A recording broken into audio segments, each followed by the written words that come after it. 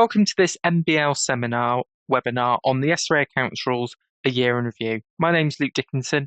I'm an expert on the accounts rules and I work with legal practices on their accounts rules audits, as well as giving advice and guidance to law practices on the accounts rules and how to operate as a COFA, so a compliance officer for finance and administration. Today, we're going to be looking through 2024, the last year, in a review of what's happened with the SRA accounts rules, as well as some new emerging topics that have come from the world of client money, as well as looking at the consumer protection review and some high risk areas.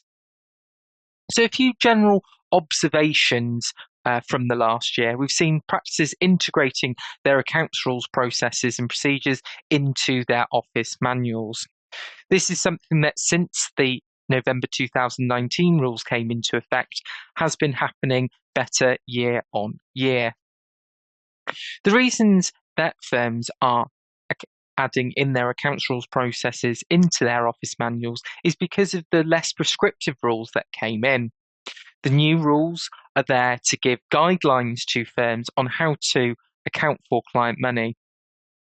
In relation to the rules, as well as the principles, law firms should ensure that they are reviewing their accounts rules processes and procedures yearly to ensure that their processes and procedures ensure client money is kept safe and they are kept compliant with the rules.